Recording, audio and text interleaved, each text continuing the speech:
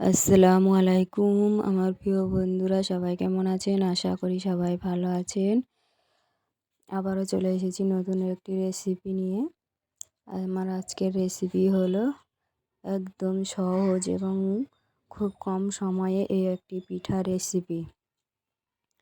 এখানে আমি নিয়ে নিয়েছি 1 বাটি পরিমাণ আলুতো চালের গুঁড়ো।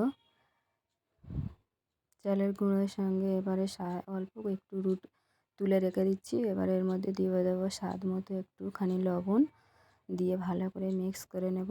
মিক্স করা হয়ে গেলে এবারে দিয়ে দেব, আপনারা চাইলে এর মধ্যে নারিকেলের কুচিও দিতে পারেন, আমি এখানে শুধু করছি।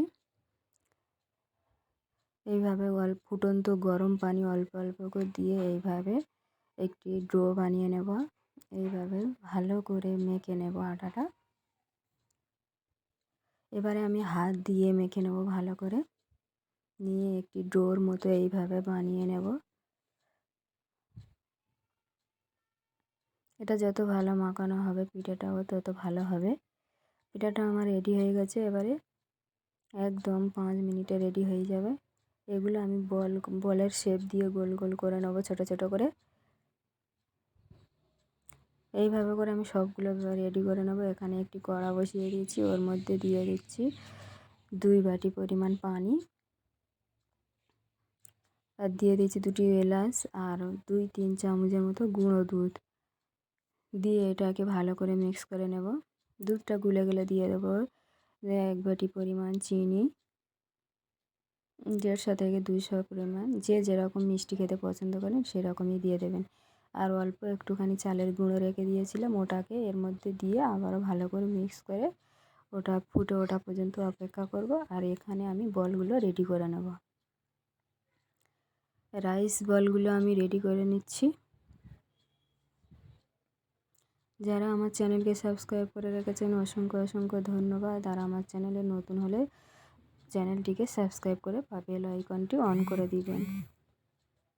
এবারে আমি দুধটা ফুটে উঠেছে, এবারে ওর মধ্যে আইস বলগুলো সবগুলো একে একে দিয়ে দেবো। আইস বলগুলো দিয়ে এবারে এটাকে 1-2 মিনিট পর্যন্ত অপেক্ষা করব। এবারে এইভাবে 1 মিনিট পরে আমি এইভাবে হালকাভাবে একটু নেড়ে দেবো, নেড়ে একটু ঢেকে রেখে দেবো 2 মিনিটের মতো। 5 মিনিটে এই পিঠাটা রেডি হয়ে যাবে। দেখুন একদম সহজ, দুধটাও ঘন হয়ে গেছে। দুধটা ফুটে ঘন হয়ে গেছে, আমার পিঠাগুলোও রেডি হয়ে গেছে। দেখুন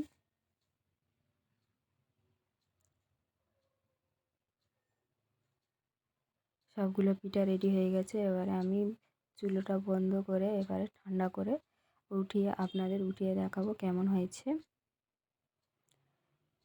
এবারে আমি আপনাদের পরিবেশন করে দেখাচ্ছি কেমন হয়েছে পিঠাগুলো। পিঠাগুলো খেতে তো অসম্ভব মজার, আর এত সহজে এত সুন্দর পিঠা যে বানানো যায় আপনারা না বানালে একবার ভাবতে পারবেন না।